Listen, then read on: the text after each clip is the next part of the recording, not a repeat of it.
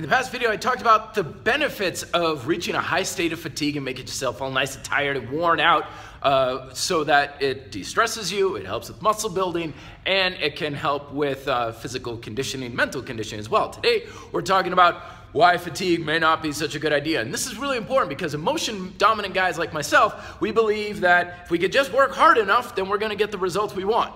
And unfortunately, we use fatigue as a measure for how hard we're working. So ergo, if we can just tire ourselves out, then we're going to get the results that we want. This is not a very good thing to base things off of. It's certainly possible to exhaust yourself every single day and never get the results you want. In fact, you could even go backwards in the following cases. Number one, when you're starting out, if you're starting out in fitness and so forth, your number one priority is consistency. It's not your routine, it's not how you're doing things or whatever, just get consistent. If you say I'm gonna work out Monday, Wednesday, Friday, your number one and only priority is to work out Monday, Wednesday, and Friday. I don't care how you're doing it or whatever, that's all details to sort out later.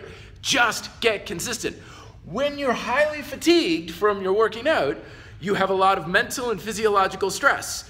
With that stress, you need to do a lot of recovery, and it's going to be harder to do any sort of activity that elicits a lot of that stress. So if you're starting off, don't worry about driving yourself into the ground and making yourself tired. With the exceptions that I gave in the last video, your results do not depend on how tired you can make yourself. And in fact, if you're always tired and fatigued, and it's going to be a barrier, it's going to destroy your motivation to stay consistent when you're starting out.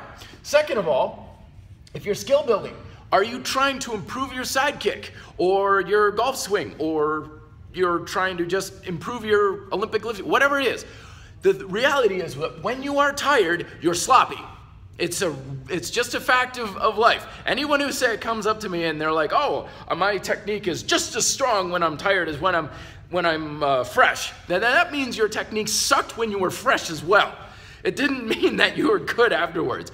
When you get tired, you get sloppy. It's that simple. So if you are doing exercises that you want to improve your ability to do them and you're skillful, or you're doing exercises that when you get sloppy, there's an increased risk of injury, you want to keep fatigue somewhat at bay and keep yourself relatively fresh. Okay?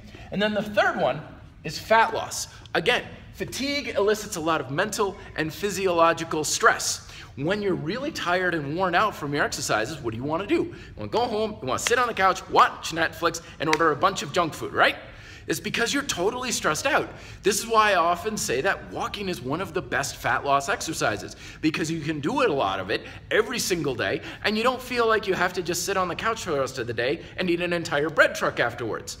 Not saying it's guaranteed to happen, and I'm not saying avoid fatigue at all costs, but we have to break ourselves mentally free from this idea of I gotta get myself tired, I gotta make myself exhausted, I gotta run myself into the ground in order for my workout to be effective. If you're starting out, if you're trying to build skills, and if you're looking to lose weight, these do not require a high degree of fatigue, and lots of fatigue on a consistent basis can even handicap these efforts. Let me know your questions below. Be fit, live free.